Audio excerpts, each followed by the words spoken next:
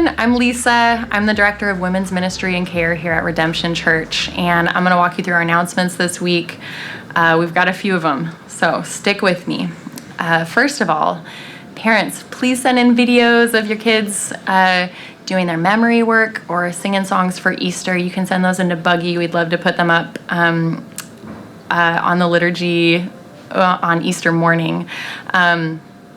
Also, we've got a few kids announcements. So for Easter, we've got gift baskets here at the church for the kids that Buggy has prepared. So parents, next week you can pick them up from Tuesday to Thursday. The times are on the liturgy email that Meg sent out, so you can check that out. But they are super fun, so come pick them up. And also for another kids announcement, we're going to be doing a scavenger hunt at Carkeek Park, and that's going to be Saturday, March 27th, and that's to support Vine Maple Place. We're going to be making gift bags for children through that organization for Easter. This week we did our first Third Thursday Treat Yourself event, and it was great. We had a great time connecting and getting to know each other, the women did. And the next one is going to be April 15th. So if you missed this one, you can come anytime. So April 15th is the next one. Also, this coming Wednesday morning, I'm going to be at Green Lake at 7 a.m. for Wednesday walks. So anyone that would want to come join me for a walk around the lake, I will be there, and we will be safe and just enjoy getting to know one another better. And then what do we have next? Good Friday and Easter. Good Friday is April 2nd. We will have two services that night. One will be a children's service at 6:30, and then the next one is going to be an adult service, and that's going to be at 9 p.m. So please join us online for those services. The adult one's actually going to be a live service, so come at 9 and we'll be there with you. And then the Easter service, Easter is on April 4th. So looking forward to actually meeting in person that day at 8 a.m. at the church. We're going to have a time of prayer and reflection, and then we'll go from there to our homes where we can worship together live online at 10 a.m. So at 10 a.m. we'll be live online. Be ready for that.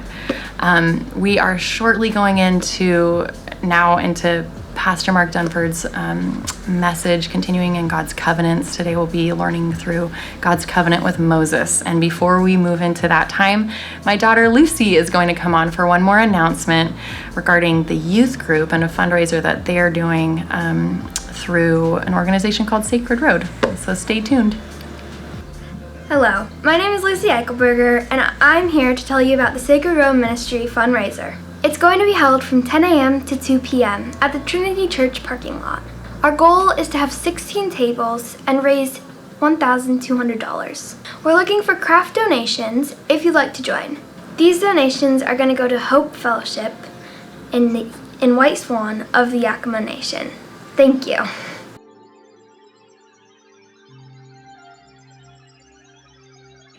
Hello again. Today I'm going to tell you the story of God's 10 rules when He gave us the 10 commandments. After escaping through the Red Sea, the Hebrews kept walking and walking over the desert sand, traveling through the wilderness, heading to a new country. After a very long time, they arrived at the bottom of Mount Sinai, where God had first called Moses to be their leader. It was a big job for Moses to lead all the Hebrew people. "I need God's help," said Moses. Moses climbed the mountain, and God talked to him. "Moses," said God, "I have some things for you to tell the people.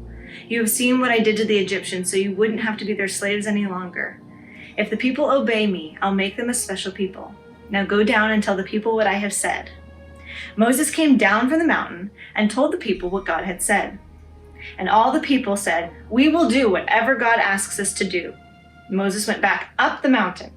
This time, God said, "I'm going to come to the people in a cloud, so all the people can hear me speak." God also told Moses to tell the people that they must bathe themselves and wash everything they wore. That would remind them how pure and clean they needed to be in the presence of God. He also told Moses to tell the people that no one could come near the mountain or try to touch it, or they would die. God told Moses the people should stay away from the mountain until they heard the sound of one long trumpet blast. Then the people were to come to the base of the mountain. By the third day, everyone was ready and dressed in clean clothes. Suddenly, a crash of thunder rolled, louder than anything they had ever heard. Lightning flashed and a huge cloud descended upon the mountain. Then a long trumpet blast echoed around the mountainside. Moses led the people out from the camp to meet God. And they stood at the foot of the mountain.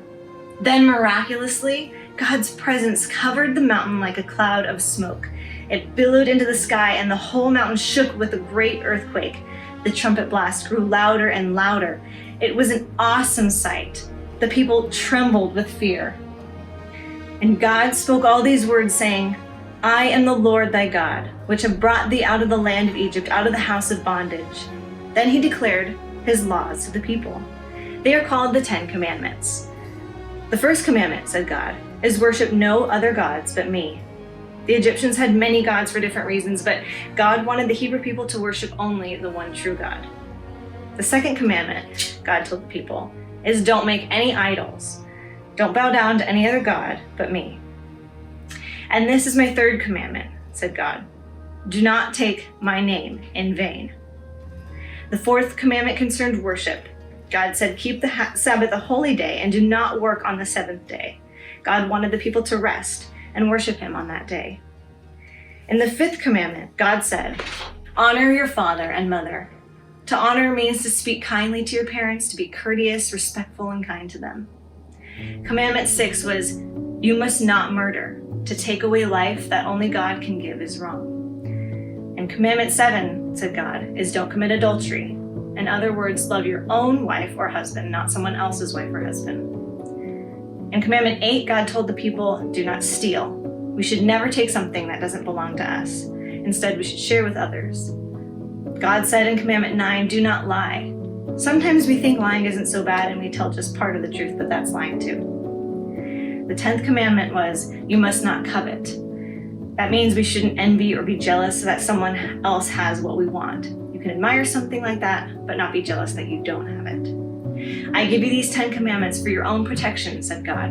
I want my people to obey them and remember to not worship idols of silver, gold, or anything else. Did the people listen? Yes. Did they promise to obey? Yes. But did they? No. The 10 Commandment laws tell us how to live so that we don't offend God or hurt other people or even ourselves. God wants us to help us to obey by giving us the desire to do what is right. If we ask God to give us that desire, he will. God had the people prepare themselves before he spoke the 10 Commandments to him. He wanted them and he wants us to realize that his law is very special. We should never ignore it or treat it lightly. Thanks for listening.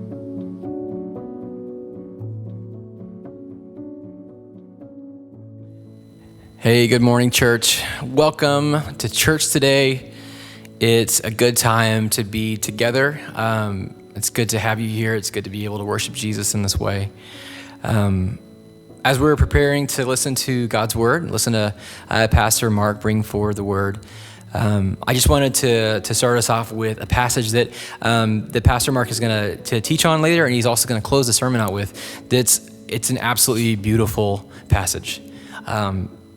I don't know why, but when I read it, I read it in a somber tone. And as I've been thinking about the song that we're going to sing and thinking about this passage and what it means, while there might be an element of it that is somber, it's incredible. It's good. It's true. It's something that we can really rejoice in. And it's Matthew 11:28, and it says, "Come to me, all who labor and are heavy laden, and I will give you rest. Take my yoke upon you and learn from me, for I am gentle and lowly in heart, and you will find rest for your souls. For my yoke is easy and my burden is light." When I have read that, I've always heard that in this somber tone, and I don't know why that is, because I love getting ready for bed. I love that I've done the day's work. It was hard, it was burdensome. And there is this place of rest that I get to go and I get to give myself over to. That's a wonderful thing that God's given us in this short, small glimpse. And when we read that passage, we can rest right now knowing that we will get to rest eternally, completely, without burden, without labor, without pain, without all the things that this world brings. And I mean, let's call it what it is. I think we could all use some rest right now. So as you're thinking about what it is that you need rest from, think about who it is that brings you rest. Think about who it is that takes your burden, who it is that gives you life, who breathes life into you. Think about how it is that God loves you so extravagantly that you can give those things to him and you can find rest in him. So we're gonna sing some songs, and I hope that you can rest in them. I hope that you can rejoice and you can celebrate the truth that he has risen, and that we can spend this time together worshiping, even though it is apart, that we can still come together as one, unify ourselves, and just be so grateful for the work that God has done through Christ on the cross. So let's worship together.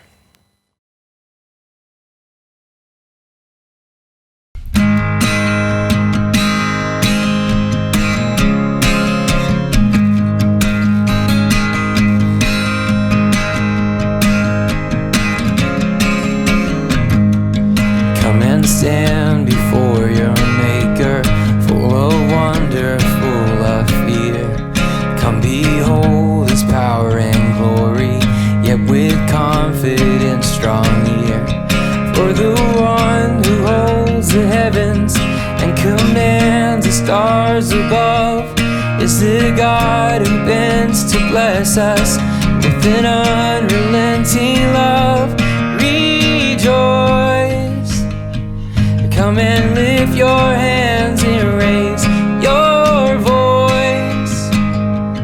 He is worthy of our praise. Rejoice. Sing of mercies of your King, and with trembling rejoice.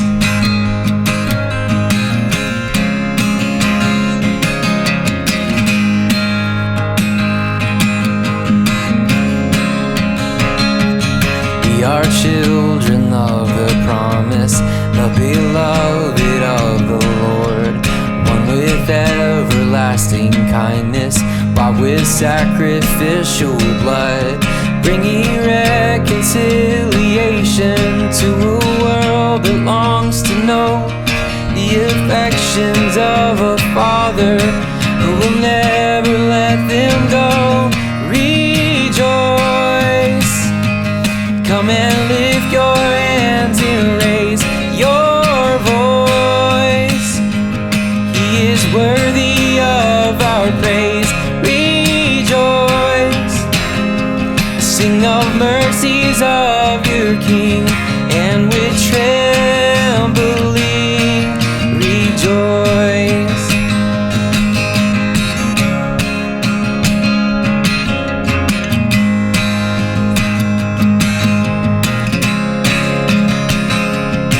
Our sickness, all our sorrows, Jesus carried up the hill. He has walked this path before us. He is walking with us still, turning tragedy to triumph, turning agony to praise. There is blessing in the battle, so take heart and stand amazed. Rejoice. When you cry to him, he hears your voice. He will wipe away your tears. Rejoice. In the midst of suffering, he will help you sing. Rejoice. Come and lift your hands and raise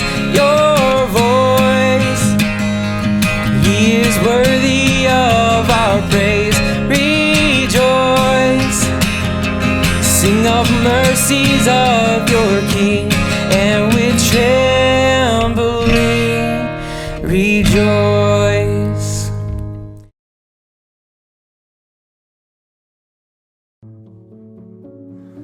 Hey everybody. Today we're going to be talking about the law and God's covenant with Moses. Now, in this time of reflection, I just invite you into a space of reorientation for all of our hearts, however we're showing up today, and whatever notions we're bringing with us about the law and everything that that term provokes in us. You know, often the law saying that makes us think about behaviors. And we think that, oh, that was in the Old Testament and now we're under the New Covenant, which is true. But the law ultimately is not solely about our behaviors, but about our hearts being first aligned with God's, which Jesus reminds us of and so fervently teaches through the Gospels. We know that as followers, that we are no longer held under or assessed by the law, that because of Jesus and his perfect humanity, that we are fully justified through him. And that is true and that is good, and yet we must also hold this tension that we know that Jesus fulfilled the law and that the law was not expunged. We have to think of the original good and true intention that God had for his people by giving them the law. And what kind of picture that paints of God's original intention for his creation. Now, Jesus, when he was here on earth, his heart was fully tethered and existed in this perfect oneness with God the Father. And it was never solely about his behaviors being perfect, but rather that his behaviors were perfect because his heart never strayed from that perfect tethering with the Father. Now, not only did Jesus not murder, he never hated in his heart. Not only did he never commit sexual sin, but his heart never lusted. And so the list continues. It has always been about our hearts. God created the whole human. And so what can we then learn for how he has structured life for us to be wholly human? Can we adjust the lens of the law through God's character and his heart towards us? Understanding that this was never a punishment of restriction, but instead a call to freedom in his mercy and his love for us. The law is an expression of the Creator's love for his creation, the love of a father for his children. And I just ask that as we sit with that, and if we believe that that's true, what gets stirred in our hearts about our definitions of freedom and what is actually good? Now, just a few scriptures for us to think through and consider. In Psalm 51:10, create in me a clean heart, it says, and renew a right spirit within me. Now, David here isn't asking God, help me with perfect behavior, but he asks for a clean heart. David broke the law many times, but his heart loved and continually sought after God's. In 1 John 3:17 through 18 and verse 24, it says, but if anyone has the world's goods and sees his brother in need, yet closes his heart against him, how does God's love abide in him? Let us not love in word or talk, but in deed and truth. Whoever keeps his commandments abides in God, and God in him. And by this we know that he abides in us, by the Spirit whom he has given us. In Hebrews 8:10, referencing Jeremiah 31:33, it states, for this is the covenant that I will make with the house of Israel after those days, declares the Lord. I will put my laws into their minds and write them on their hearts, and I will be their God, and they shall be my people. In Hebrews, the writer is referencing this prophecy from Jeremiah that has now been fulfilled. The law was always about our hearts, about first recognizing our Creator and loving Him first, posturing our hearts after His, being made in His image. And 2 Corinthians 3:3, and you show that you are a letter from Christ delivered by us, written not with ink, but with the Spirit of the living God, not on tablets of stone, but on tablets of human hearts. Now, as we sit with these passages, there are a few questions I'd ask that we would consider. First, how are we as the church living either into or away from being this priesthood of believers who represent a wholeness in humanity to the rest of the world? What bondage do we choose to step into for the sake of our own autonomy or freedom, but that actually leads to more imprisonment in our lives? What do we struggle to reconcile about what God asks of us or tells us that's good? And ultimately, what freedoms and delight is God inviting us into in the here and now, in this very moment, for our lives here on earth, and not just one day, off into eternity? As we consider these questions, I just invite us into a moment of silence, to be present to the one who not only created us, but whose love is written on our hearts and whose spirit exists within us. As we close our eyes and lift our hands to this Creator, if anything gets stirred in us that we feel like we need to confess and bring before God, any ways that our hearts have not aligned with His, we can do that freely together during this time, knowing fully how much we are loved and that we are already fully assured and pardoned. So let's just take a couple minutes now to do that.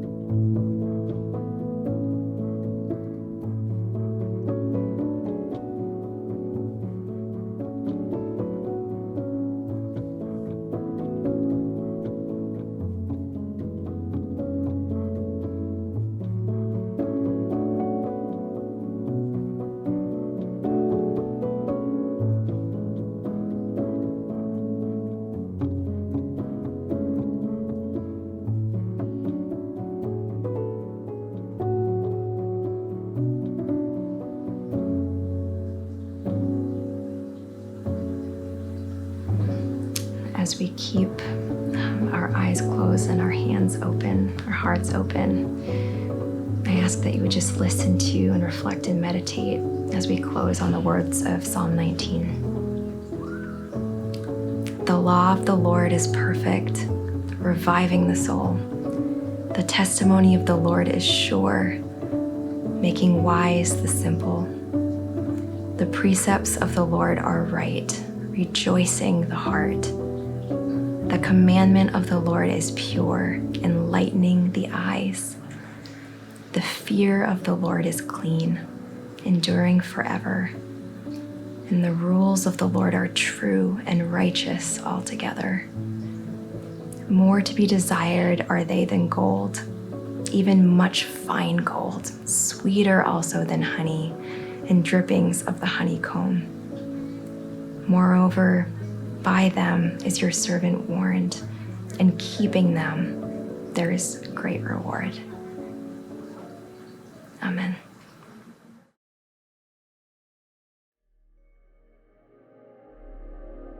On the third new moon, after the people of Israel had gone out of the land of Egypt, on that day they came into the wilderness of Sinai. They set out from Rephidim and came into the wilderness of Sinai, and they encamped in the wilderness. There Israel encamped before the mountain, while Moses went up to God. The Lord called to him out of the mountain, saying, Thus you shall say to the house of Jacob, and tell the people of Israel, You yourselves have seen what I did to the Egyptians, and how I bore you on eagle's wings and brought you to myself. Now therefore, if you will indeed obey my voice and keep my covenant, You shall be my treasured possession among all peoples, for all the earth is mine. And you shall be to me a kingdom of priests and a holy nation. These are the words that you shall speak to the people of Israel." So Moses came and called the elders of the people and set before them all these words that the Lord had commanded him. All the people answered together and said, "All that the Lord has spoken, we will do." And Moses reported the words of the people to the Lord. This is the word of the Lord.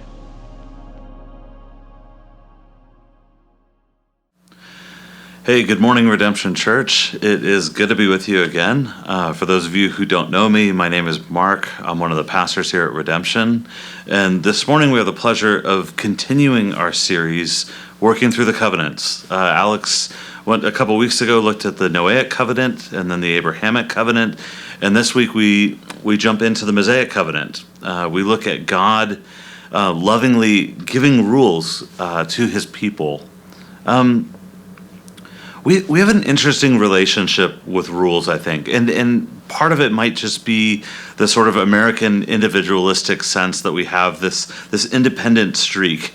Rules seem very restrictive. They're almost the antithesis of freedom, at least as we see them. They tell you what you can and can't do. It's been interesting. I became a father in 2012. And it's been interesting to approach this as a parent, because I think as a kid you don't necessarily understand all the rules that are being put forward for you, or why mom and dad went that route. But I've realized that all of the rules that we've made for our two sons have always come from a place of love.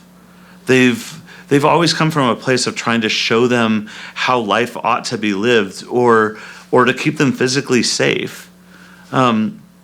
The reason that I make sure they go to bed by a certain time and they can't stay up all night is because if they were left to their own devices, they would watch their iPads all night. They wouldn't go to bed, or they would play with their Legos.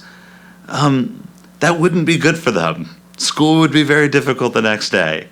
Or, we live on a decently busy street where we have a lot of traffic going through. If I let them run anywhere in the neighborhood at their age, they could get physically hurt. And I've realized as I think about the rules that we make for them, none of them are arbitrary. In fact, every one of them is intentional to love them well as my sons. I was thinking this week too, as I was driving to work on Monday, I've been thinking about rules and regulations and Mosaic Covenant and all of these things, and I'm sitting at a stoplight. The route I come down I-5, and I get off at 50th Street, and I head down towards the church offices that are in U District, and I'm waiting at the light patiently, and I see a guy. This is a 25 mile an hour zone. I see him barrel through the light in his SUV, going super fast. I don't know what he was up to or what he was thinking, but he ends up careening off and partially hanging over I-5 on 50th, going over the freeway. And it occurred to me, and I don't know what he was doing. Was he texting? Was he looking at Facebook? Was he just speeding and being reckless? I don't know what he was doing. But the rules came to aid him that morning. Whether he had ever thought about the City of Seattle permitting office at all, that permitting office loved him Monday morning, and they kept him out of Monday morning traffic on I-5, having fallen a couple of stories onto traffic. They insisted that the structural engineers meet certain standards. They looked over their designs. They set up rules and regulations that were there to care for him, whether he had ever thought about it or not. He was cared for that morning. God is like a good father. He describes himself as a father, and he genuinely cares for the people of Israel.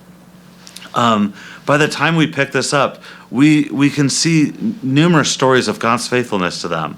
He's been faithful to his covenants to date. He promised Abraham that this people would be plentiful, that Abraham's offspring would be as many as the stars or the sand on a beach. And he's been faithful to that. This has grown to a substantial number of folks. To their detriment, they ended up enslaved in Egypt. But I think the great thing about the Mosaic covenant is he doesn't come to his people and give them the rules while they're still enslaved. He pulls them out of the enslavement, and then he gives them the rules as an act of love.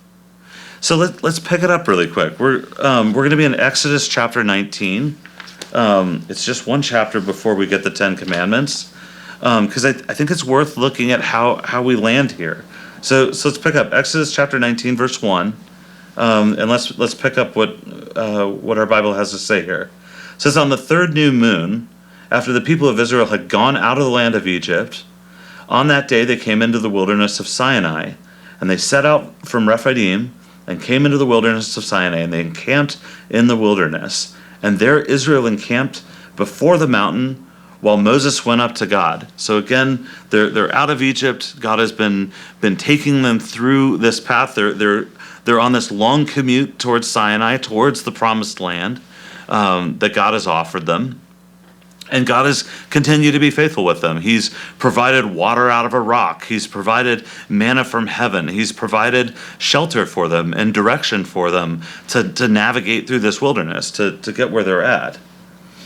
And now he's called Moses up out of the people to go up to God.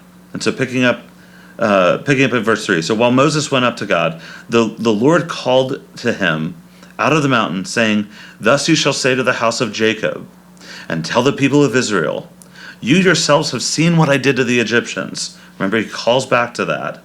And how I bore you on eagle's wings and brought you to myself. Now therefore, in other words, this is a response to what he's done with them in Egypt. I've pulled you out of slavery. Now therefore, if you will indeed obey my voice and keep my covenant, you shall be my treasured possession among all peoples. For all the earth is mine, and you shall be to me a kingdom of priests, a holy nation. These are the words that you shall speak to the people of Israel. And so Moses came out, this is verse 7. So Moses came and called the elders of the people and set before them all the words that the Lord had commanded him. And all the people answered together and said, all that the Lord has spoken, I love the enthusiasm here, all that the Lord has spoken, we will do. And Moses reported the words of the people back to the Lord. They're very enthusiastic for whatever God brings to them. They have no idea what's going to be unpacked in these rules. They've never had a God give them specific regulations or rules as to how to conduct life. But God tells them what the effect of it will be. That if you follow what I have to say to you, if you follow this covenant and you're obedient to it, you'll become a great people. You'll to use the Abrahamic covenant language, you'll be a blessing to all the nations, right? That this people would so reflect who God is by following his rules, that they would understand something of the justice of God, that they would understand something of the love of God. And they would be so changed by that and so affected by that anyone that came into contact with them would be affected by it, right? And would be blessed by it. And they're game. They have no idea what the rules are going to be, but they're in. And so what is in the law? What is going to come? The Mosaic covenant covers a lot. It's 613 commandments, and we see it written out through part of Exodus and Deuteronomy and Leviticus. We see it laid out for them, and there's all kinds of rules and regulations. It's how you'll eat, how you'll dress, how you'll approach God, what your sex life looks like, what marriage looks like. What happens if your ox gores another ox? It's all laid out for them, exactly how they're to live.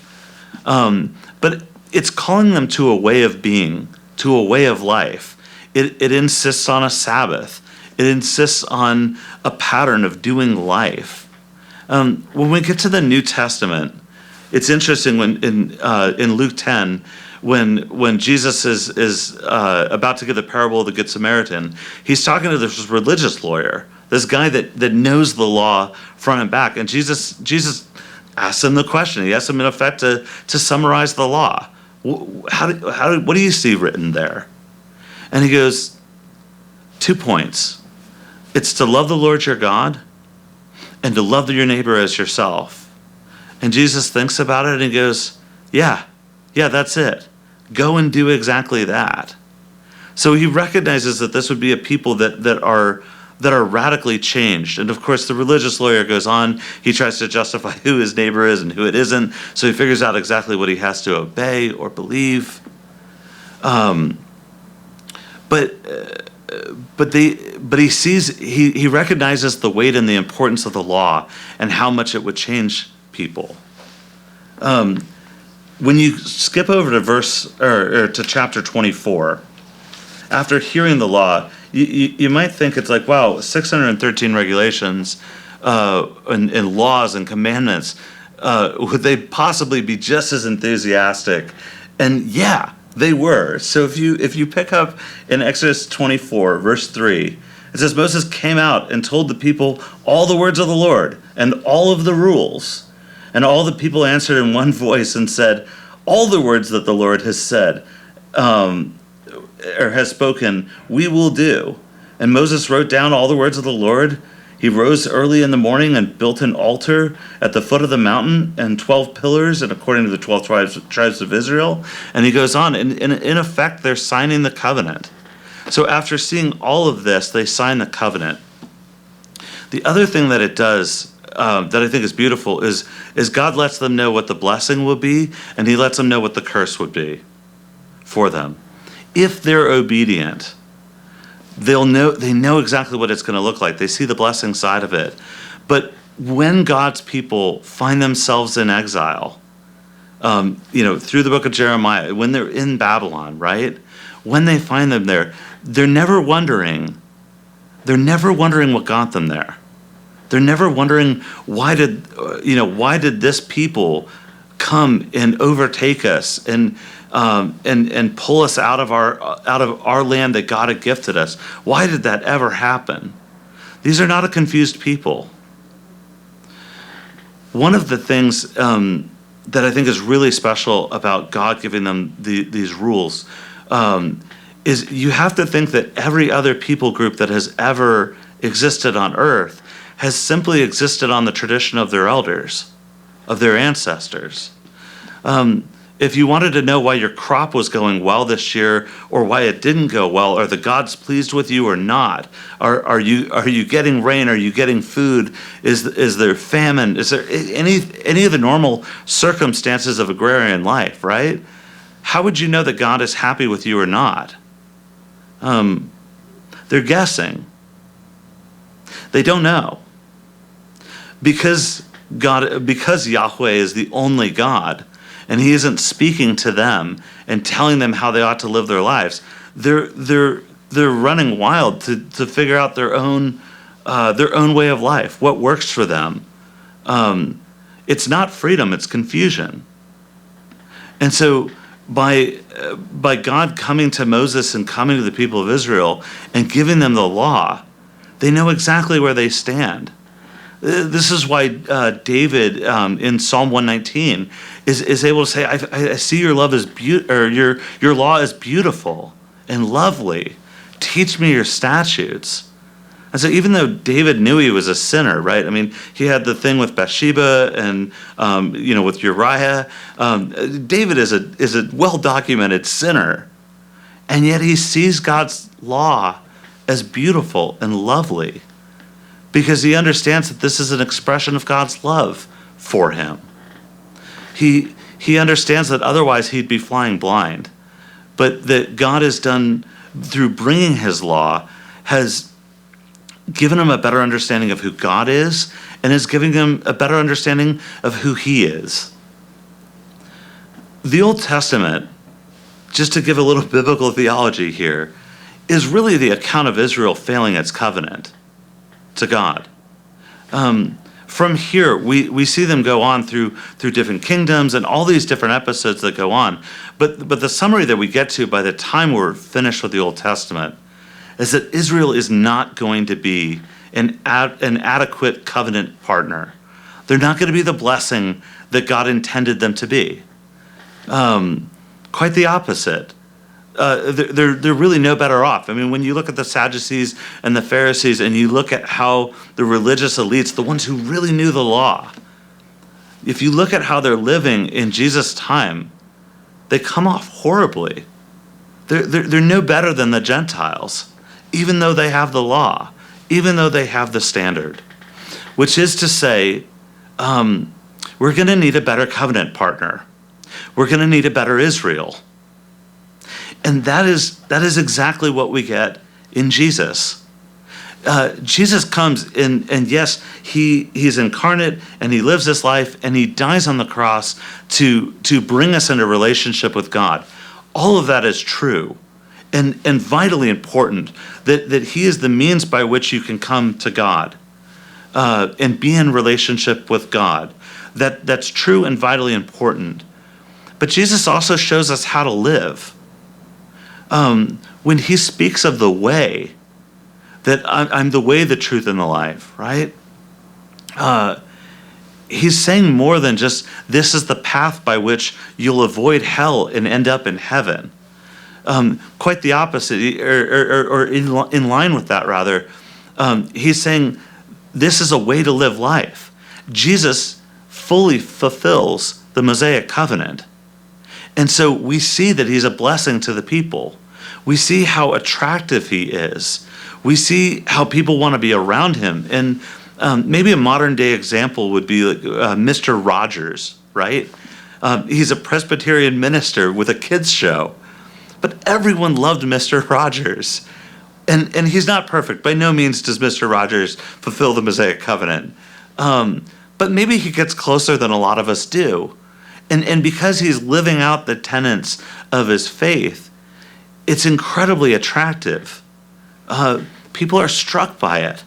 They want to be around him. His ability to navigate issues of race and age differences and what it is to live life as a kid. He's able to minister to them in such an attractive, beautiful way that really reminds us of what it is to be Christ-like. Christ shows us exactly what that would be. He calls us to this life. I think it's worth reading. Let's flip into Matthew, chapter 11.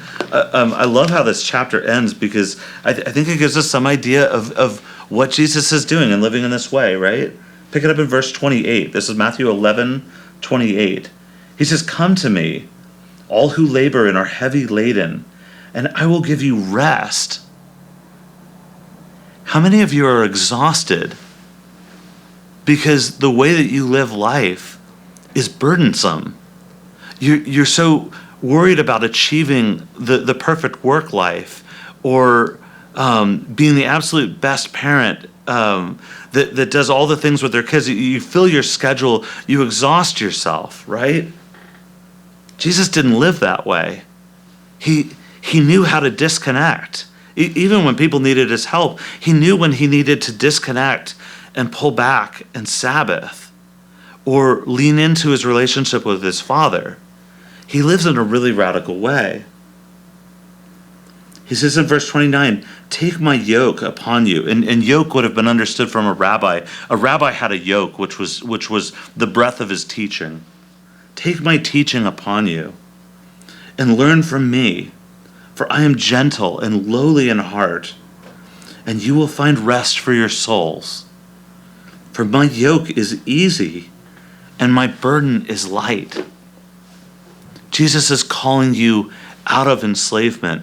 So often we live in our own freedom without regard to the law. We live without that. And what it brings us into is a different kind of enslavement that we didn't see coming. Jesus is saying, if you want to live in a life that isn't rendered to enslavement, if you want to live that experience, follow me. Live this way. Pull back. live in a way that is God-honoring and loves your neighbors and is able to love your family because you're living in the way that Jesus did. This is what it means to be disciples or apprentices of Jesus as our rabbi, is to lean into his teaching and follow him and follow his way of life, because God is our manufacturer. He designed us. We're getting notes from the manufacturer as to how best we might live. And to go outside of that is really to our own peril. But Jesus is calling you to peace, out of the rat race, into an easy, lightweight burden with him. I pray that you would consider that, especially as we start to see some of the COVID restrictions pull back, and we look at what our schedule is going to look like, and we really get this option to kind of start rebuilding our life. What are the patterns of our life? Are we going to build margin in? Are we going to go back to the hurried lifestyle that we had before? I would really encourage you to think through the teachings of Jesus, to think through what he's called you to, and try to live intentionally towards that, not out of obligation, but out of his loving guidance. God presents himself as a parent, as a good father figure to you, to love you and guide you, and call you into a loving relationship with him and a loving way of life with him. Amen.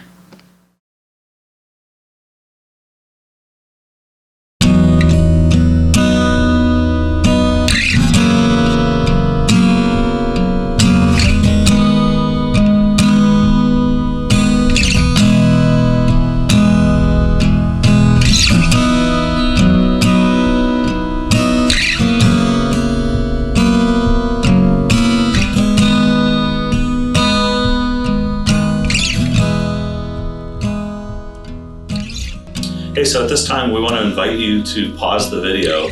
If you haven't already prepared the elements for communion, this is a good time to go ahead and do so. And as you come back, let's take a moment to reflect just on what we saw through the Mosaic Covenant.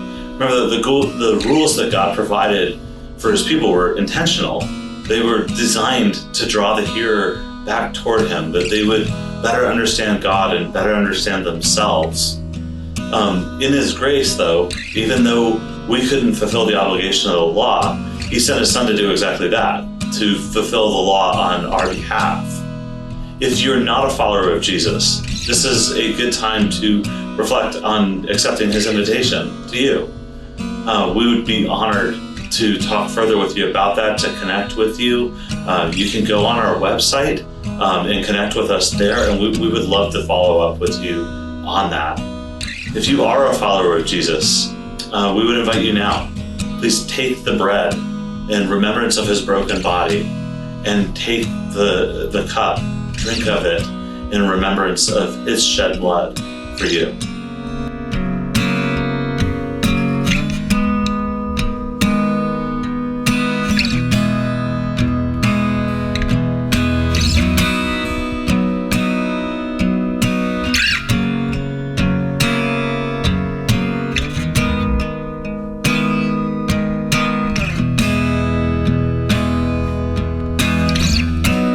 Form the mountains and fill the ocean.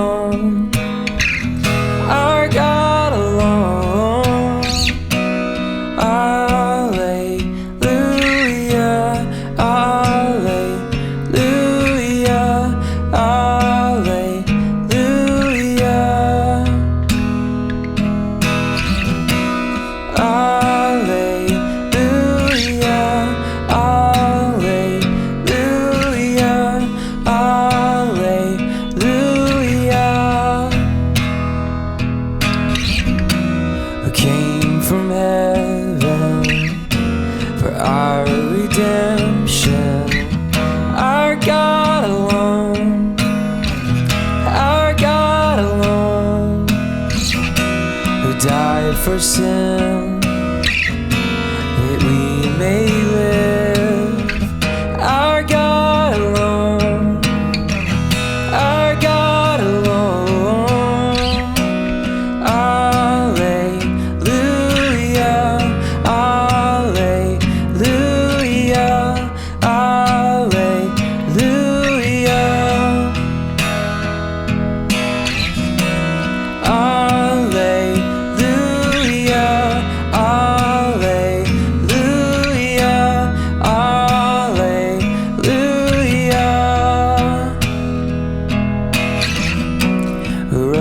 Again, death could not win.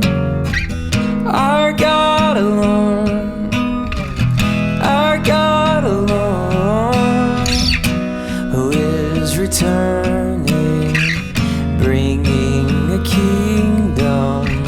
Our God alone, our God alone, we will worship.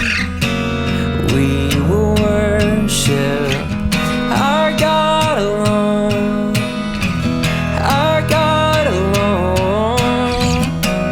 We will worship, we will worship our God alone, our God alone. Alleluia, alleluia.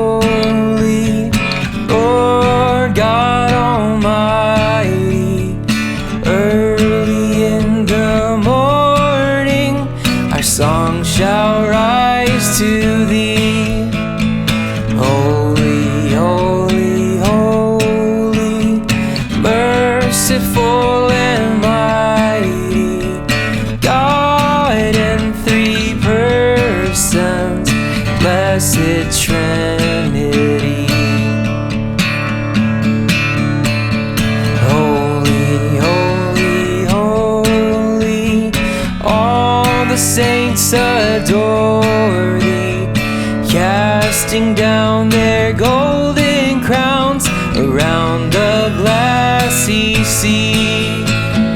All the kings and rulers falling down before thee, who was and is and evermore shall be.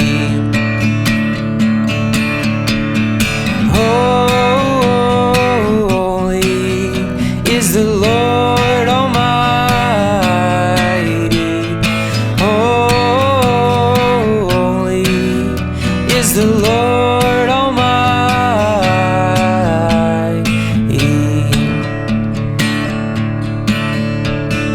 Holy, holy, holy, though the darkness hide thee, though the eye of sinful man thy glory may not see, only thou art holy, there is none beside thee, perfect in power and love and purity.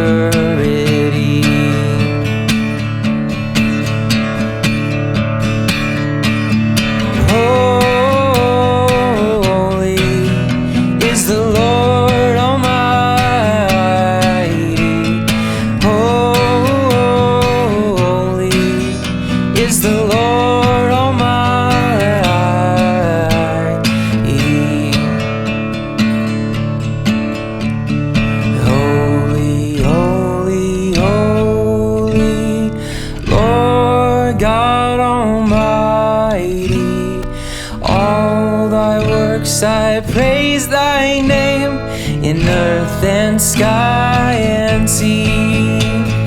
Holy, holy, holy, merciful and mighty, Jesus our Savior, mighty King of kings.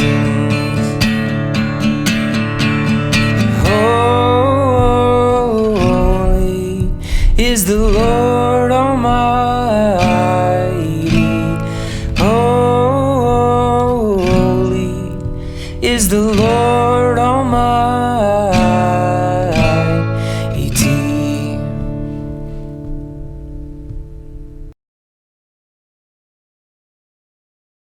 Hey, we want to say thank you for joining us here today at Redemption Church. Again, if you are new here, we would love to get connected with you. If you go to our website at redemptionseattle.com, there's a connect card that you can fill out, and we would love to follow up with you this week. Also, if we can be praying for you, we have a team here that prays for the church and prays for those who reach out to us. And so you can send an email to prayer@redemptionseattle.com so that we can lift that up this week. Also, I just want to pause and give thanks to you who are continuing to give and participate in the ministry that we're doing here at Redemption. On behalf of myself and the rest of the staff here at Redemption, thank you for giving. It means a lot to us to be able to continue this work. If you're interested in participating as well and giving, you can go to redemptionseattle.com. There's a giving tab at the top, and that will walk you through the process for starting that. Lastly, for our benediction, I think it's worth going back into Jesus' words in Matthew 11. So let's turn there. Again, Matthew 11, 28 to 30. I think it's so beautiful how he calls you to a way of life that is unburdened and just falls into him. He says, "Come to me, all you who labor and are heavy laden, and I will give you rest. Take my yoke upon you and learn from me, for I am gentle and lowly in heart, and you will find rest for your souls. For my yoke is easy and my burden is light." Redemption, we love you. Have a good week.